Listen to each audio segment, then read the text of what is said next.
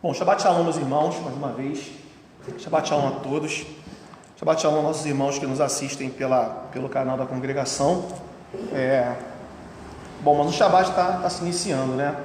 E hoje eu quero falar com os irmãos sobre um tema que a Bíblia propõe, que talvez não seja um dos melhores temas para a gente falar no nosso dia a dia, né? Bom, aqui vocês estão na escola, né? Estão na escola também, né? Assim como meu filho, né? E irmãos também está na escola, né? Estuda até hoje, né? Então também está na escola ainda, né? E gostam da época de provas? Como é que é? Gosta da época de prova? Mais ou menos? Gosta da época de prova? Gosta, mal da época da prova? Dos prazos para entregar os trabalhos, né? Já que está na universidade. Oi? É difícil, né?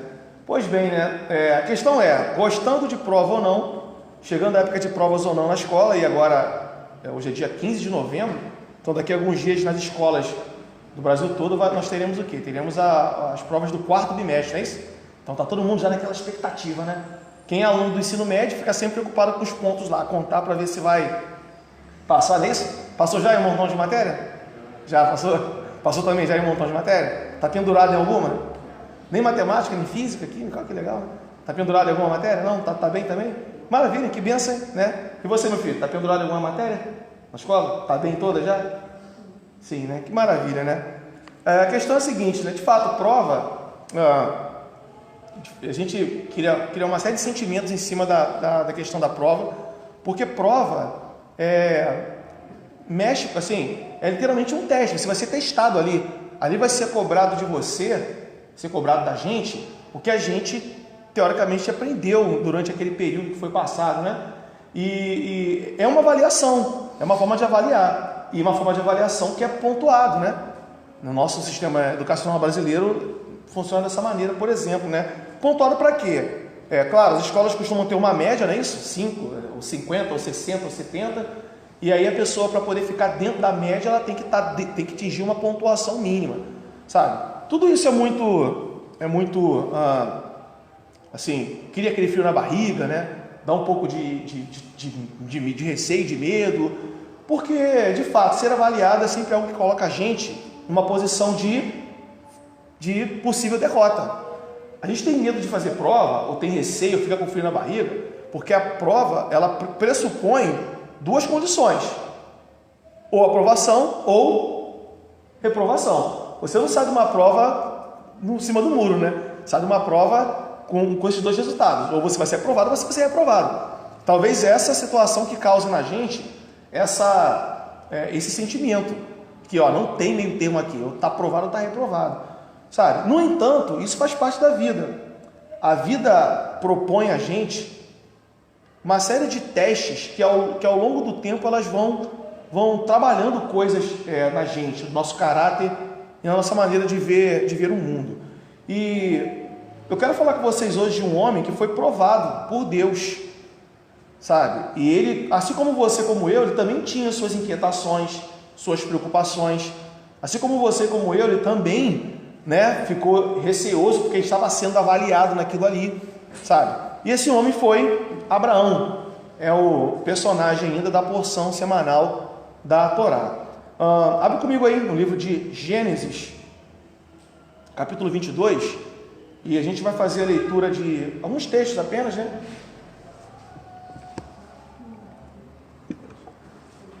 Depois de outros.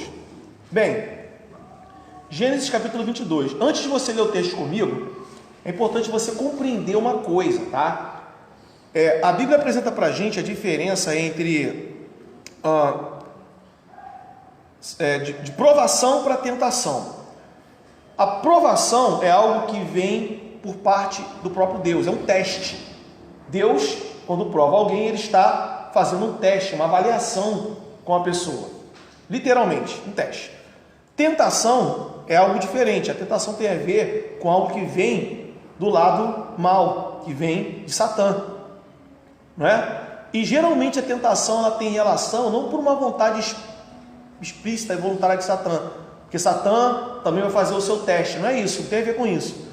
A tentação ela é oriunda de uma iniquidade já predisposta do nosso coração, ou seja, a vontade de fazer uma coisa errada, algo contrário aos ensinamentos de Deus, né, os ensinamentos sagrados, por si só, essa vontade sendo potencializada, sendo alimentada, ela também coloca a gente em circunstâncias de tentação. Ou seja, tentação é algo que é oriundo de iniquidade. Provação é algo que vem do próprio Deus. Ou seja, a origem, a fonte da origem dessas duas práticas são diferentes. Uma vem do pecado e a outra vem do eterno, do nosso Deus. Bom, e no capítulo 22 de Gênesis fala assim: e foi destas palavras que Deus, e foi depois dessas palavras que Deus experimentou Abraão. Capítulo 22, versículo 1. Tá igual? Não falou versículo. Versículo 1 em diante. E foi depois destas palavras que Deus experimentou a Abraão. E lhe disse: Abraão. E disse: eis-me aqui. E disse: toma, rogo, teu filho, teu único filho, a quem amas, a Isaque, e vai à terra de Moriá, e oferece-o ali como oferta de elevação, sobre um dos montes que te darei. E madrugou Abraão pela manhã, albardou o seu jumento, e tomou seus 2 moços com ele, e Isaque seu filho, e partiu lenha para a oferta de elevação, e levantou-se, e foi ao lugar que lhe disse Deus. No terceiro dia, levantou Abraão seus olhos e viu o lugar de longe. Bom, essa história é uma das histórias da Bíblia, um dos relatos da Bíblia mais fortes, né? Mais forte porque apresenta a Deus pedindo algo que foi pedido uma única vez em toda a história bíblica. Deus não pediu para mais ninguém, para nenhuma pessoa que pudesse oferecer o filho como sacrifício, apenas para Abraão, né? E muitas pessoas, quando ouvem essa história, ficam chocados, sabe? Dizem: olha, como pode, né? Quer dizer que Deus pediu, depois de Abraão ter tido um filho, depois de uma certa idade, Deus agora manda oferecer o filho em sacrifício? Quer dizer, como assim? Sabe, como assim? Pedro explica para a gente, o apóstolo Pedro, explica para a gente em suas cartas, que Abraão ele teve essa fé ao ponto de oferecer seu filho em sacrifício, porque ele confiava que o Deus que deu também poderia ressuscitá-lo. Então ele já não tinha essa preocupação em perder, porque ele sabia que Deus poderia ressuscitar. É dessa maneira que o apóstolo Pedro explica, né, a fé, a compreensão de Abraão em relação a esse pedido. Mas, sendo uma coisa, claro, né, isso exigia um ato de muita fé, de qualquer maneira, esse ato de fé, ele simplesmente colocou Abraão numa condição muito singular. Abraão aqui estava sendo provado, isso aqui foi a prova dele, foi o teste que Deus experimentou aí, sabe? E o mesmo apóstolo Pedro, ele faz um comentário sobre provação. Quero que você leia comigo, que você acompanhe comigo. Preste atenção aí, ó. 1 Pedro, abre comigo aí, 1 Pedro, capítulo 1, versículo 6. O apóstolo diz o seguinte, capítulo 1, 1 Pedro, versículo 6 em diante, diz assim: nisso vocês devem se alegrar, ainda que agora, por algum tempo, estejam contristados por diversas provações, a fim de que a autenticidade comprovada da vossa fé, mais preciosa que o ouro que perece, cuja genuidade é provada pelo fogo, alcance louvor, glória e honra por ocasião da revelação de Yeshua, o Messias. A ele, embora não tenhas visto, há mais. Nele, apesar de não terdes visto, mas crendo, vocês se rejubilam com alegria inefável e gloriosa, porque alcançaram a finalidade da fé de vocês, a saber, a salvação das vossas almas. O apóstolo Pedro está esclarecendo a gente sobre algo muito importante. Primeiro, fique alegre quando você estiver passando por uma provação. Mas ao mesmo tempo, Yeshua, olha que coisa interessante, Yeshua nos ensina, lá na oração do Pai Nosso, Yeshua nos ensina a orar pedindo o seguinte a Deus, né? As traduções mais comuns traduzem assim: não nos deixeis cair em tentação, fazendo uma alusão à questão de Satã. Mas o termo lá não é tentação vindo do diabo, não. O termo lá é provação, teste, né? Yeshua, ele ensina assim, ore pedindo para você não ser provado. Por quê? Porque provação é uma coisa boa? É bom? Sim. Quando eu perguntei aqui no início, né, e aí, como é que é saber que você vai ter que fazer uma prova? Deixa a gente temeroso. deixa a gente com o coração aflito, né? Por causa da possibilidade real de ser reprovado. Então, assim, ser provado, entrar numa aprovação, não é uma coisa boa definitivamente. Não é. No entanto, é inevitável. Assim, presta atenção nisso, olha só. Sabe? Yeshua nos ensina a nós orarmos para não entrarmos em provação. No entanto, é inevitável que nós não entremos. É inevitável, isso vai acontecer. E aí, quando estivermos dentro de uma provação, sabe? Você não pediu aquela circunstância, você não buscou aquela condição. Aí Pedro explica o seguinte: a pessoa já estando dentro de uma provação, entenda que isso é uma forma de autenticar a fé, sabe? E fé, meu amigo, minha amiga, fé não é qualquer coisa na vida da gente, sabe? Assim, não subestime o ato de ter fé. A fé ela é algo muito poderoso, muito poderoso. O que é ter fé? Ter fé não é só acreditar naquilo que não se vê.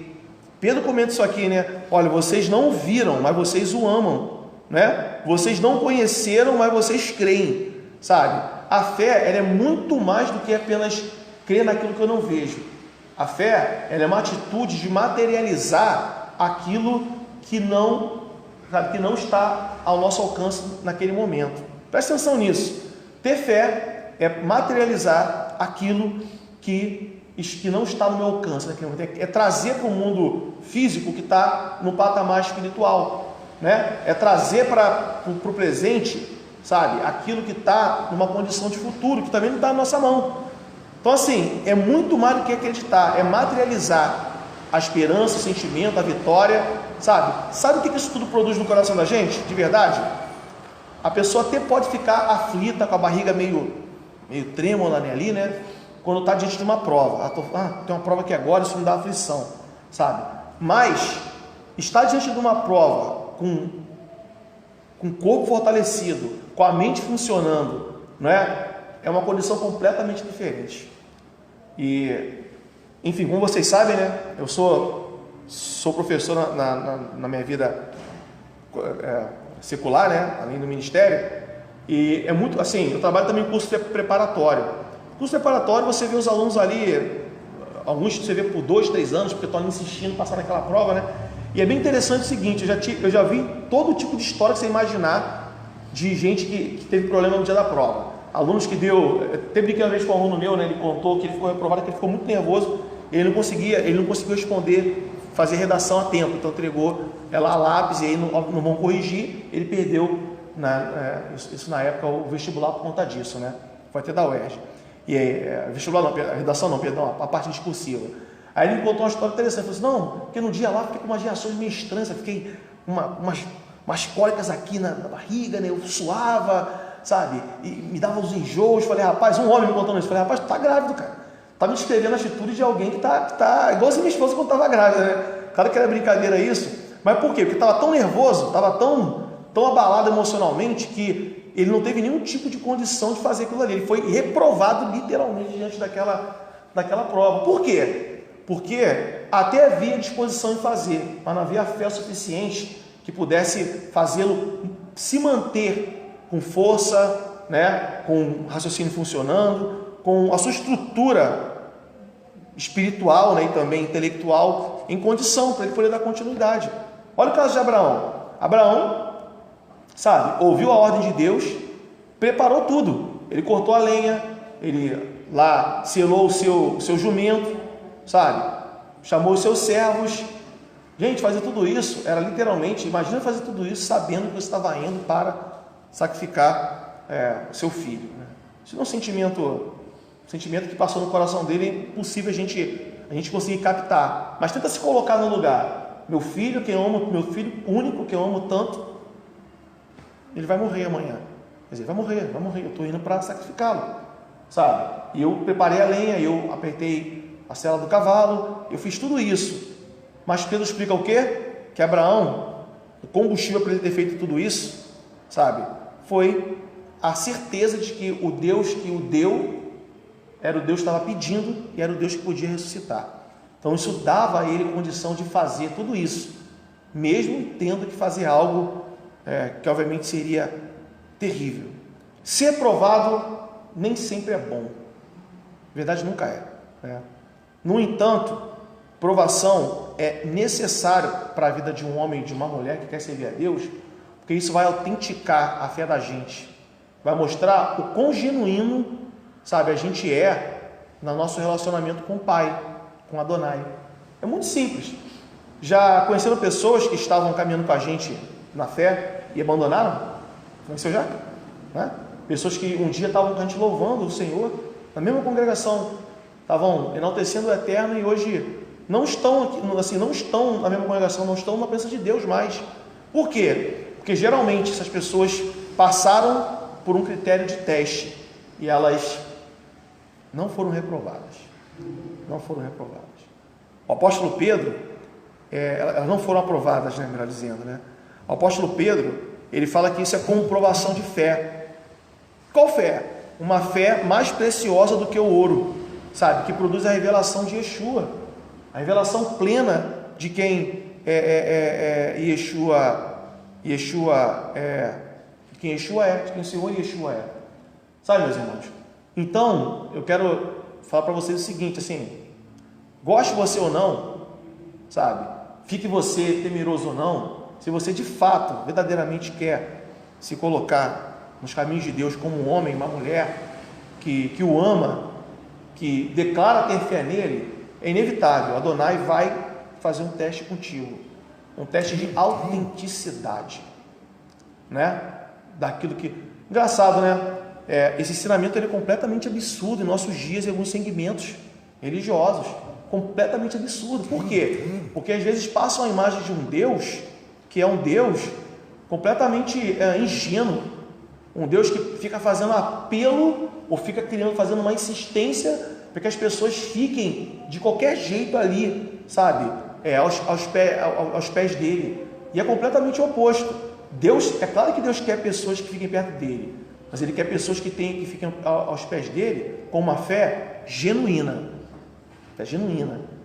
Meu irmão, isso faz toda a diferença. Até porque, responde você, na boa, de verdade, é bom ter alguém que não está conosco genuinamente? Imagina a situação, vou casar com uma pessoa que não vai ser genuína comigo. Você vai casar com essa pessoa?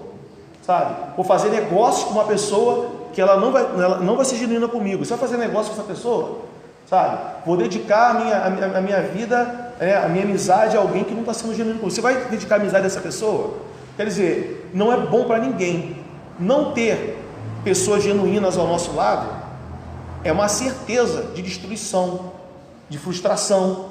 Agora, ter algo genuíno ao nosso lado, meu amigo, é certeza, sabe de quê? De continuidade, é certeza, sabe, de continuidade das coisas que Deus deseja, para todos nós. Então, é inevitável que se você queira de fato buscar o Eterno não te coloque em teste. Ore pedindo que Deus te livre o tempo todo, Deus não me impõe. Ore, e caminhe com amor, com fé genuína. Mas se Deus assim o fizer, guarda sua fé, fica fiel lá nos princípios lá, sabe? Não esmorece não fica, sabe, não esmorece não, sabe? Coloca o joelho no chão lá mesmo, volta teu coração genuinamente para Adonai, pedindo que Adonai mova as coisas na sua vida, sabe? Por quê? Porque isso vai produzir em você, em mim, uma autenticidade, um selo de comprovação de homens e mulheres genuínos, e é inevitável que você seja uma outra pessoa depois de tudo isso, inevitável. Ninguém é o mesmo depois de uma aprovação, ninguém. Todos nós saímos dela com novas percepções da vida, com novas percepções de nós mesmos, com uma visão do mundo diferente, com uma visão de Deus diferenciada, para melhor, tá bom? Para melhor, mais fortalecida. Então, assim, está sendo provado, Deus está te testando por um propósito muito simples. Então, fica firme ali, fica firme no propósito, porque no final é a nossa alma que vai estar sendo salva de todas essas coisas. Amém, meus irmãos?